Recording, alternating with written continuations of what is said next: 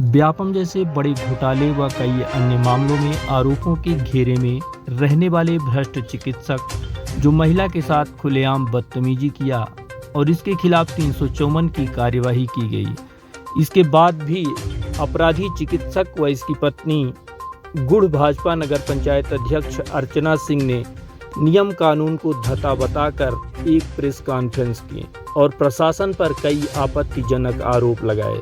यहां तक कि चिकित्सक की पत्नी अर्चना सिंह ने तो यह तक कह डाला कि एनजीओ संचालक महिला का एसपी, कलेक्टर व कई अन्य अधिकारियों से संबंध है। यही वजह है कि मुझे व मेरे पति को प्रताड़ित किया जा रहा है। आप खुद सुनिए चिकित्सक की पत्नी व नगर पंचायत अध्यक्ष एवं भाजपा महिला मोर्चा उपाध्यक्ष अर्चना सिंह का प्रशासन के खिलाफ क्या आरोप है। प्रशासन के साथ साथ इनके द्वारा विपक्ष पर भी गंभीर आरोप लगाए गए हैं। कौन बर्दाश्त करेगा इस चीज को? हमें मानसिक रूप से प्रताड़ित किया जा रहा है। हमने आईजी के यहाँ, एसपी के यहाँ, कलेक्टर के यहाँ और गुड़ थाने में सब जगह कंप्लेंट की हुई है। कहीं हमारी सुनवाई नहीं हो रही विपक्ष वालों के दबाव में। अब क्या आप न्यायालय जाएंगे अपने न्याय के लिए? अगर यहाँ कार्रवाई नहीं होगी तो ऑब्वियसली न्यायालय जाएंगे। ऑफ कोर्स न्यायालय जाएंगे, बिल्कुल। इसलिए जब डॉक्टर साहब को अक्सर तो बोलेंगे, ये तो अच्छा नहीं है मेरे साथ सामाजिक दृष्टिकोण नहीं। जो भी घटना हुई थी एफआईआर, और एक चीज मैं बताती हूँ, सबसे बड़ी गलती मेरी क्या है। मैं वहाँ डॉक्टर कल्याण सिंह की वाइफ के नाते नहीं गई थी, मैं एज ए अध्यक्ष गई थी। डॉक्टर कल्याण सिंह को मैंने एफआईआर करने से मना किया। मैंने कहा लड़की है, महिला है, आप अपने हॉस्पिटल जाइए, होके इस मामले को यही शॉर्ट आउट कीजिए। ठीक, गलती वहाँ मेरी ये हो गई कि मैंने वहाँ डॉक्टर कल्याण सिंह को एफआईआर नहीं करने दिया। अगर उसी वक्त काउंटर एफआईआर हो जाती। नहीं, आवेदन दिए थे, उस लड़की ने भी आवेदन दिया था। वो वहाँ से चली गई। जाने के बाद ये जो साजिशकर्ता लोग हैं, विपक्षी लोग हैं, ये इकट्ठे होकर उन्होंने उसे प्रवोक किया और रात के 1 बजे प्रशासनिक अधिकारियों के दबाव में, विपक्षी नेताओं के दबाव में रात के 1 बजे डॉक्टर कल्याण सिंह के खिलाफ एफआईआर हो गई। नहीं, एट दैट टाइम कोई एफआईआर नहीं हुई थी, केवल आवेदन भर दिया गया था के लिए, अपनी पहुंच बताने के लिए कि आई एम पावरफुल। उसकी मेरे रिलेशन है कलेक्टर से, मेरे रिलेशन है एसपी से, मेरे रिलेशन है एडीएम से। वो दबाव डालना चाह रही थी कल्याण सिंह के ऊपर, वो एक प्रशासनिक अधिकारी के ऊपर, शासकीय कर्मचारी के ऊपर दबाव डालना चाह रही थी। देखो, जैसे कल्याण सिंह ने टीआई को फोन लगाया, थाने गए, पुलिस लेके आए, उसे भी तो टीआई को या थाने में फोन लगाना चाहिए था। उसके साथ लड़के थे, किसी को भेज सकती थी थाने कि मेरे साथ अभद्रता हो रही है, हमारे साथ मारपीट हो रही है, प्लीज सेव अस। मतलब आपके ऊपर कलेक्टर का धौंस देना चाह रहे हैं? अरे उनके बात करने का अंदाज ही कलेक्टर वाला था भाई साहब। जी हाँ, उनके बात करने का अंदाज ही कलेक्टर का और कमिश्नर वाला था। वो वहाँ कोई एनजीओ की कार्यकर्ता बन के नहीं आई थी, वो एक कलेक्टर और कमिश्नर के अंदाज में आई थी। वो वहाँ की व्यवस्थाओं का जायजा लेने आई थी। वो वहाँ फोटोग्राफी करने आई थी, वीडियोग्राफी करने आई थी एज ए एनजीओ कि यहाँ पे टेंट लगे, कुर्सियाँ हो, मरीज बैठे हो और इनकी फोटोग्राफी करके हम फंड निकाल लें। लेकिन दुर्भाग्य उस दिन वहाँ कैंप ही नहीं था, क्योंकि सीएससी गुड़ को कोई आदेशित ही नहीं किया गया था कैंप के लिए। तो उस कारण सबसे बड़ा ये है कि मैं वहाँ बीजेपी की अध्यक्ष हूँ। मैं मेरठ से बिलोंग करती हूँ, डॉक्टर कल्याण सिंह बिजनौर से बिलोंग करते हैं। हम बाई कास्ट जाट हैं, नाम ठाकुर है ना ब्राह्मण है। ठीक, यहाँ के सभी ठाकुरों और ब्राह्मणों को परास्त करके एक बाहर की लड़की आके अध्यक्ष बन के बैठ गई, वो लोगों को हजम नहीं हो रहा है। बस इस सब के पीछे यही एक कारण है कि एक पूरी लॉबी डॉक्टर कल्याण सिंह और डॉक्टर अर्चना सिंह के पीछे लगी हुई है कि किस तरह इनको मानसिक रूप से प्रताड़ित किया जाए, इन्हें मानसिक रूप से कमजोर किया जाए, इन्हें हराया जाए। क्योंकि जनता के द्वारा तो वो हारे नहीं, अब षड्यंत्रों के द्वारा हमें हराने की कोशिश कर रहे हैं। जनता आपको चाहती है, विपक्ष का नेता नहीं चाहता। अरे भाई, कौन विपक्ष का नेता? जब वो गलत लोग हैं, जनता ने उन्हें स्वीकार नहीं किया, तो वो कैसे मुझे हजम कर पाएंगे? आप ये बताइए। इस सब के पीछे राजनीतिक षड्यंत्र है, इसके अलावा और कुछ नहीं है। कल्याण सिंह की इसमें गलती होती तो मैं डॉक्टर कल्याण सिंह के खिलाफ खुद एफआईआर करती और उन्हें जेल में भेजती, क्योंकि यहाँ पे कल्याण सिंह की कोई गलती नहीं है।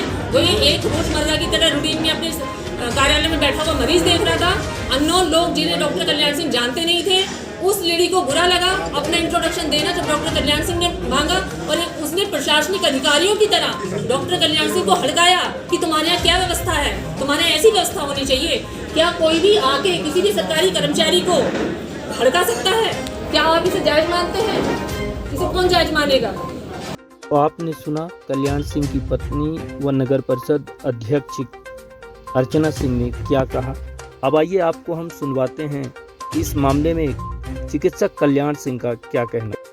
महिला के साथ छेड़छाड़ व मारपीट करने वाले 354 के आरोपी चिकित्सक पहले तो लगातार कानून की धज्जियां उड़ा रहा है। पहले तो इसने महिला के साथ मारपीट की व इसके सम्मान के साथ खिलवाड़ किया। उसके बाद जब FIR दर्ज हो गई तो प्रशासन व पुलिस एवं विपक्ष को दोषी करार दे रहा है। यही नहीं, नियम कानून को धता बताकर कानून अपने हाथों में ले रहा है। इसके द्वारा नियम के विपरीत बिना छुट्टी व अधिकारियों को सूचना दिए पत्रकार वार्ता भी आयोजित कर ली गई। ऐसा माना जा रहा है इसके ऊपर पूर्व विधायक का संरक्षण है, जिसकी वजह से ये लगातार तानाशाही कर रहा है और प्रशासन एवं पुलिस के लिए भी जहर उगल रहा है। यही नहीं, प्रशासन व पुलिस को खुली चुनौती भी दे रहा है।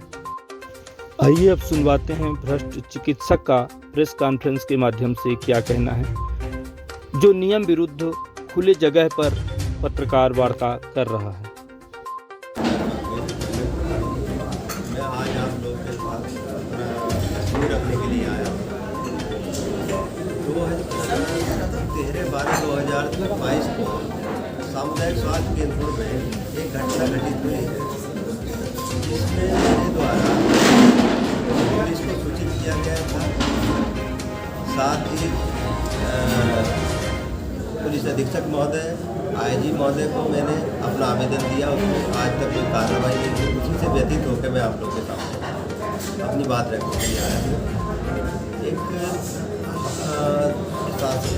ये हमारे CMHO कार्यालय का एक आदेश है 24/11/2022 का। ये खंड चिकित्सा अधिकारी के लिए भेजा गया और उसमें ये कहा गया था कि खंड चिकित्सा अधिकारी एक निश्चित दिनांक को कैंप लगाकर अपने कर्मचारियों के साथ 30 मरीज मोतियाबिंद के आइडेंटिफाई करेंगे और उसमें ये सुनिश्चित करेंगे कि उनका BP शुगर इतना होगा। अगले दिन सुबह 8 बजे सामुदायिक स्वास्थ्य केंद्र से एक बस आएगी जिनसे उन मरीजों को लाया जाएगा। इसमें कहीं मेरी ड्यूटी नहीं लगाई गई। पहली बार मुझे कोई सूचना नहीं दी गई। दूसरा, जो घटना घटित हुई है जिसमें वो लोग थे, एक महिला और 5 पुरुष थे, उनकी भी कोई सूचना सामुदायिक स्वास्थ्य केंद्र को नहीं थी कि कोई इस तरह के लोग आएंगे और यहाँ कैंप लगाएंगे। और आदेश में भी उनके द्वारा कैंप लगाए जाने का कोई उल्लेख नहीं। उन लोगों ने मेरे पास आके, महिला ने डायरेक्ट मुझे हड़काना शुरू कर दिया, बोलने लगी कि आपने यहाँ कोई व्यवस्था क्यों नहीं करके रखी है। मैंने कहा मैडम किस तरह की व्यवस्था, यहाँ तो रोज़ के रूटीन में जो व्यवस्था रहती है वो व्यवस्था ऑलरेडी यहाँ पे है कि आपने टेंट नहीं लगवाया, आपने कुर्सी नहीं लगवाई, दरी नहीं भिजवाई। मैंने कहा आप हैं कौन, आप अपना परिचय दीजिए, या कोई ऐसा आदेश है कि आपके पास है यहाँ कैंप लगाने के। आप आदेश बार बार मांगने के बावजूद उस महिला ने मुझे कोई प्रोडक्शन नहीं। फिर उसके बाद वो जो वीडियो है इतना उसमें सारा एडिट है, आप देखिए, एक 6 सेकंड का वीडियो, उसमें एक लड़का दूर खड़ा हुआ मुझे गाली दे रहा है, तो मैं उसकी तरफ ये कहते हुए बढ़ रहा हूँ कि क्या आप यहाँ गुंडई करने के आए हैं। तो वो महिला बीच में आके मुझे धक्का देते हुए पूछती है कि आप आइए मुझे मारिए, मुझे मार के दिखाइए। मतलब उस लड़की। वहीं इस मामले को लेकर जब CMHO से बात की गई तो उन्होंने बताया कि इस मामले की शिकायत महिला द्वारा की है, जिसकी जांच पड़ताल के बाद कार्यवाही की जाएगी। वहीं जब CMHO से यह पूछा गया कि एक कर्मचारी सार्वजनिक स्थान पर प्रेस कॉन्फ्रेंस कर रहा है, इसकी जानकारी विभाग के पास है, उनसे छुट्टी ले रखी है, तो उन्होंने साफ तौर पर कहा कि न तो मुझे प्रेस कॉन्फ्रेंस की जानकारी दी गई है, न ही विभाग से कोई छुट्टी ली गई है।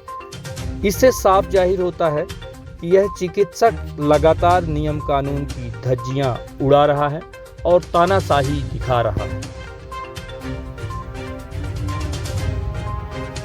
अभी लेटर मिला है उसमें अब कार्रवाई करेंगे, अपनी तरफ से जांच कराएंगे। वैसे भी सुनने में आया है कि थाने में FIR हो गई है, पुलिस स्वयं जांच कर रही है। सर ये भी सुनने में आया कि जो आरोपी हैं आज मतलब खुलेआम में प्रेस वार्ता कर रहे हैं, तो क्या उसने यहाँ से मतलब जो अपनी संस्था से छुट्टियाँ ली थी या कि नहीं ली थी, क्या अधिकार होता है कि वो प्रेस वार्ता करते फिरे? नहीं, वास्तव में ड्यूटी टाइम तो उनको अस्पताल में रहना चाहिए। हमारे यहाँ तो किसी तरह की कोई सूचना नहीं थी, इस तरह की नहीं यहाँ से कोई परमिशन नहीं थी। तो आपने देखा कि किस तरह से 354 का आरोपी चिकित्सक खुलेआम सार्वजनिक स्थान पर गलत तरीके से प्रेस कॉन्फ्रेंस कर रहा है, जो नियम विरुद्ध है। इसके साथ साथ इसकी पत्नी, जो कि भाजपा की नेता है और नगर परिषद की अध्यक्ष हैं, वो भी इसका सपोर्ट करती देखी जा रही हैं, जो कि पूरी तरह से गलत किया जा रहा है। ना तो इन्होंने अस्पताल से छुट्टी ले रखी है, ना ही विभाग को इन्होंने इस प्रेस कॉन्फ्रेंस की सूचना दी है। इस समय इनको ड्यूटी में होना चाहिए, लेकिन ये पत्रकार वार्ता कर रहे हैं।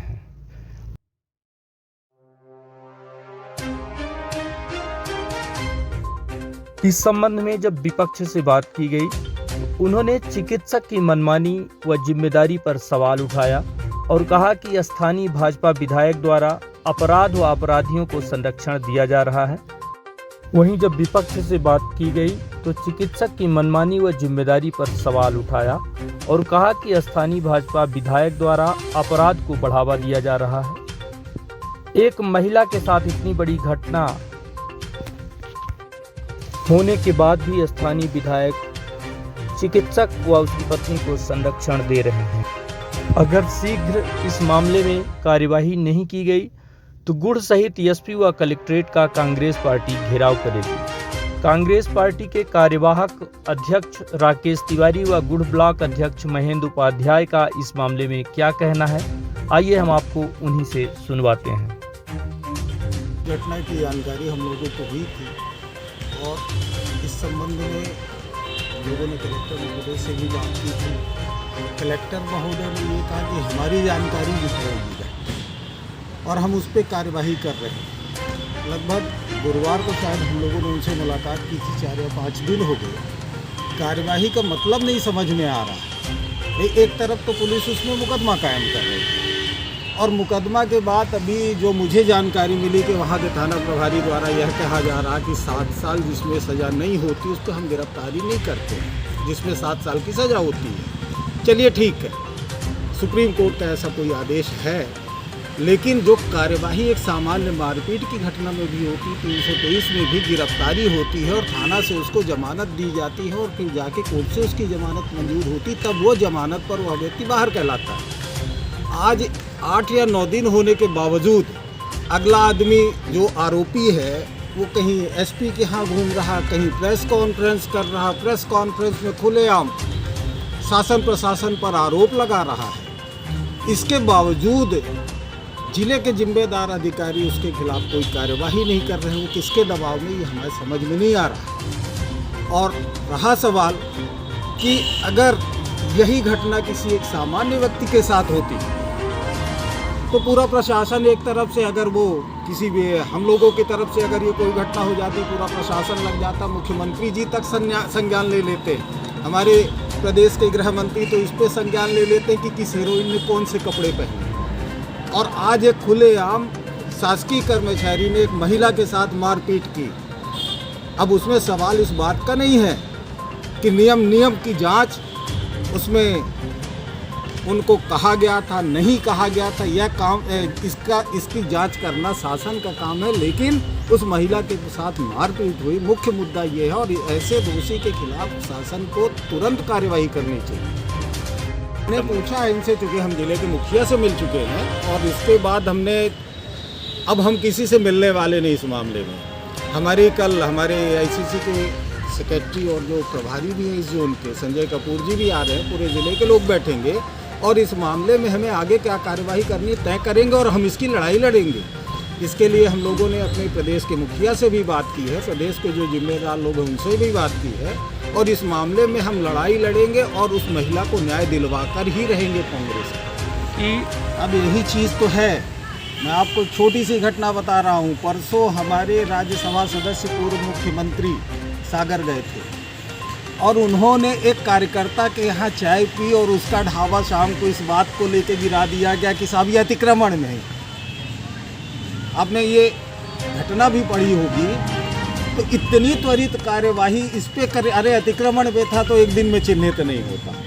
तो विपक्ष के ऊपर तो ऐसी कार्यवाही हो रही। आरोप तो हमारा यही है कि चूंकि वो भारतीय जनता पार्टी से संबंधित है, स्थानीय विधायक का उनको कहीं न कहीं से वरद हस्त है उनके ऊपर, इसलिए पुलिस कोई भी कार्यवाही करने से उनके दबाव की वजह से कोई कार्यवाही करने से बच रही है। और पुलिस की बात मैं क्या करूं, मैं तो देख रहा हूं पूरा प्रशासन कुछ भी कर। अरे ये बताइए, अगर अभी डॉक्टर वर्तमान में नौकरी में हैं, उनके खिलाफ कोई कार्रवाई, तो किसके आदेश से वो रीवा में कॉफी हाउस पे आके प्रेस कॉन्फ्रेंस कर रहे हैं? किसके आदेश पे? कहीं से उन्होंने छुट्टी दी, कोई आवेदन दिया अपने CMHO या वरिष्ठ अधिकारी को? कहीं कुछ नहीं है, मनमानी है, जिसकी जो मर्जी हो रही है नेतागिरी कर रहे हैं। जबकि कायदा तो ये है कि जो भी सार्वजनिक, ये पब्लिक सर्वेंट है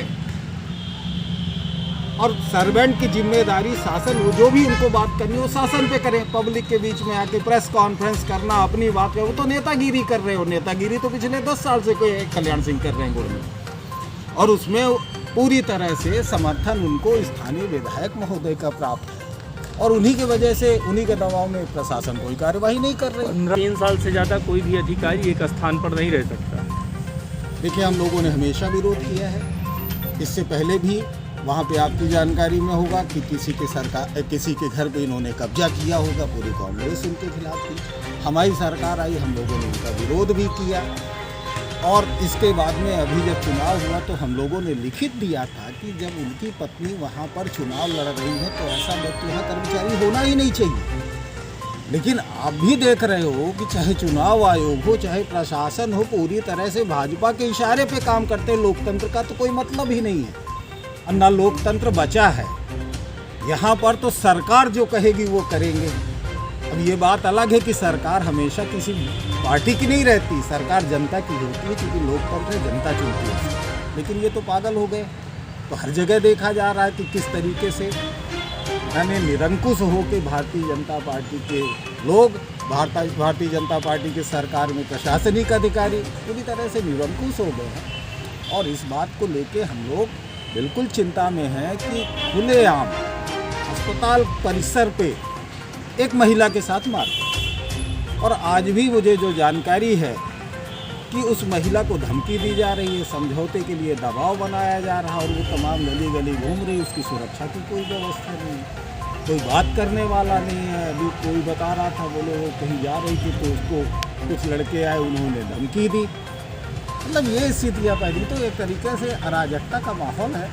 लेकिन हम लोग इसमें 2 से 3 दिन के अंदर थाने का घेराव करेंगे, अस्पताल का घेराव करेंगे, ज़रूरत पड़ी तो जिला कलेक्टर का घेराव करेंगे, और जब तक उस महिला को न्याय नहीं मिल जाएगा तब तक हम चुप नहीं बैठेंगे। नगर पंचायत का पार्षद दुर्गेश गुप्ता ने मुझे फ़ोन पे बताया कि सामुदायिक स्वास्थ्य केंद्र में डॉक्टर कल्याण सिंह द्वारा एक NGO संचालिका जो वृद्ध लोग हैं जिनकी आंखें कमज़ोर हो गई है, उनका ऑपरेशन वगैरह करने के लिए हम रीवा ले जाने के लिए आई थी।